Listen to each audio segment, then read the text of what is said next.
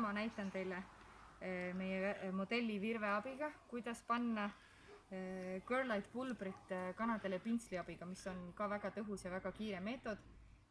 Ma võrdleks seda siis juuksejuurte värvimisega.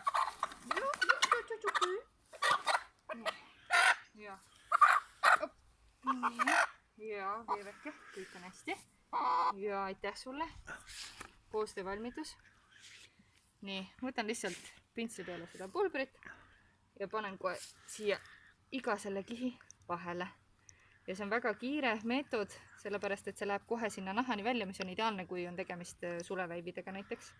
Noh, suvaliste väividega, väive on mitut erinevat sorti, aga kõik elavad ju suletolmust või siis nahatolmust, naha pealmistest kihtidest toituvad. Nii, ja ma panen seda igale poole siia kohe, sellepärast et elu on näidanud, et ega see üks väivi tüüp ei ela ainult selle koha peal, kus ta peaks olema. Ta ikka liigub üle terve kana ringi. Ja kanal võib olla mitu erinevat väivitüüpi korraga peal. Et selles suhtes kõik see on, seda peab arvestama ja ma panen seda kohe ikka igale poole. Sinna just nimelt selle juurte peale, see on kõige tähtsam, et ta saaks sinna naha peale sulerootsu kõige sinna otsa, eks ole. Muidu ei ole sest mingit kasu. Kui ta lihtsalt siit pealt on, siis see ei aita mitte kedagi. Ma tõstan selle tiiva ülesse ja ma tean, sulle see ei meeldi, aga siia me peame sulle ka panema. Ikka siia naha vahele võimalikult sügavale. Nii, ja siis me paneme ka talle siia plepule, eks ju. Kloagi ümbrus, teada tuntud koht, kuhu kõikidele väividele väga meeldib olla. Nii. See näeb siit kõik ilusti täis. Väivid surevad kohe ilusti ära.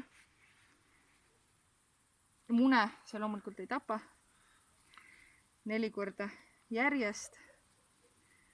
Iga nädal korra, ehk siis 4 nädalat järjest tuleb seda teha. Et kindel olla, et siin puhtus majja tuleb.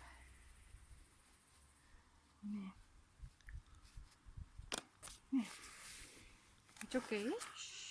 Kõik on hästi, Virveke. Ära mine. Me veel valmis ei ole.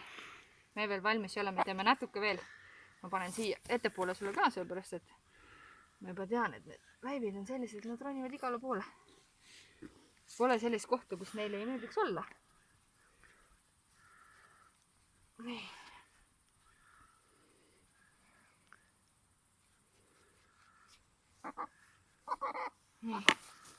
Jah, kas me oleme sinuga valmis, jah? Nii, Virve on nüüd valmis. Oi, kõik on hästi. Ja läheb tagasi oma kaaslaste juurde.